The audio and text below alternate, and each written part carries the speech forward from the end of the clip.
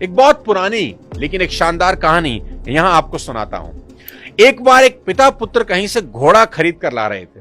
लड़का छोटा था, यही कोई 12-13 साल का रहा होगा। गर्मी का समय था। दोनों बाप बेटे घोड़े की रास पकड़कर पैदल पैदल चले जा रहे थे। कुछ दूर चलने के बाद पिता ने सोचा कि लड़का थक जाएगा, उसे घोड़े पर बिठा देना चाहिए। उसने लड़के को घोड़े पर बिठा दिया। कुछ दूर जाकर उन्हें 2 यात्री दिखाई दिए। एक ने कहा, कैसा नालायक बच्चा है, बूढ़ा बाप पैदल चल रहा है और खुद घोड़े पर बैठा है। लड़का स्वाभिमानी था, उसे ये बात चुभ गई। वह फौरन घोड़े से उतर गया और बोला, पिताजी आप बैठिए। पिता ने पुत्र की भावना को समझा और घोड़े पर बैठ गया। लड़का अब पैदल चलने लगा। आगे जाने पर कुछ और महारथी लोग मिले। बोला, कैसा संगदिल बाप है, छोटे से नाजुक बच्चे को पैदल चला रहा है और खुद लाड साहब बना घोड़े पर बैठा है। अब पिता की गैरत को धक्का पहुंचा। सोचा कि बात तो ठीक है। वह भी घोड़े से उतरकर पैदल चलने लगा और आगे चलने पर एक और टोली मिली। मजाक उड़ाते हुए बोली, कैसे मूर्ख लोग हैं, घोड़ा होते हुए भी पैदल चल रहे हैं। यह बात भी ठीक थी। पिता ने पुत्र से कहा, चल बेटा, दोनों ही घोड़े पर बैठ जाते हैं।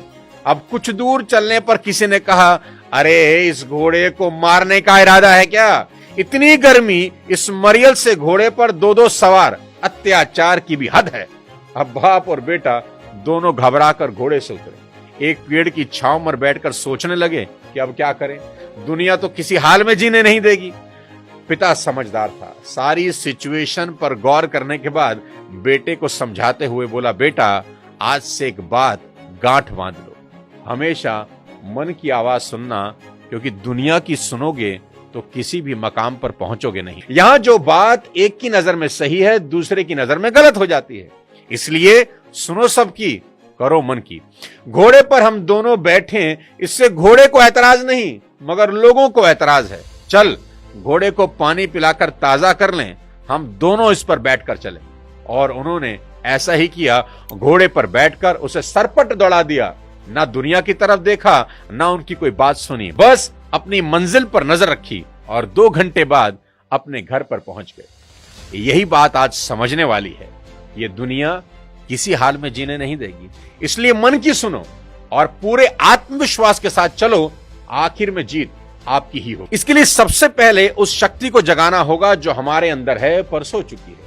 इसके लिए भगवान पर विश्वास करें। यदि नास्तिक भी हैं तो भी उस शक्ति पर विश्वास करें जो सारे संसार, सारे ब्रह्मांड को चला रही है, जिसके हुक्म से हवाएं चल रही हैं, सूर्य उदय और अस्त होता दिखता है, जिसने बिना सहारे के आसमान को सबके सिर पर स्थिर किया हुआ है। इस बात को मान लें कि कोई सुप्रीम पावर है जिसने हमारे दिल में एक पावर स्टेशन बनाया हुआ है। बस कई लोगों ने उस स्टेशन का स्विच ऑफ कर रखा है। पीछे से सप्लाई पूरी हो रही है, सभी को बराबर पावर मिल भी रही है, बस आपका ट्रांसफार्मर ही बंद है, इसलिए शायद अंधेरा है। और जिन्होंने अपने पावर स्टेशन का स्विच ऑन किया हुआ है, उनकी जिंदगी में रोशनी की कोई कमी नहीं है। पूरे इलाके में एक समान बिजली की सप्लाई हो रही है। कॉलोनी का हर घर रोशन है, मगर आपके घर में अगर अंधेरा है तो दोषी कौन है?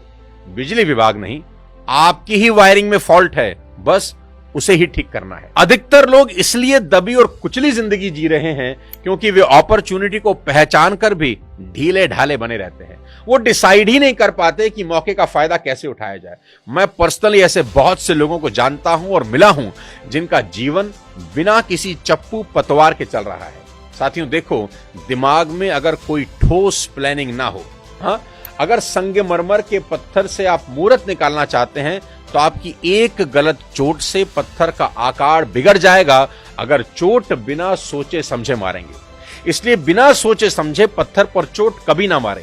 कुछ लोगों को लगता है कि पत्थर पर दिन भर चोट मारते रहो, मारते रहो, मारते रहो, कुछ ना कुछ तो निकल ही आएगा। ये स्टाइल ही गलत है। इससे अच्छा है कि औजार साइड पर रख लें, कुछ आराम करें और सोचें कि इस पत्थर से मूर्त क्या निकालनी है, फिर चोट मारें। साथियों, जब विजन क्लियर होगा तो पत्थर में से वही मूर्त निकलेगी जो आप चाहते हैं।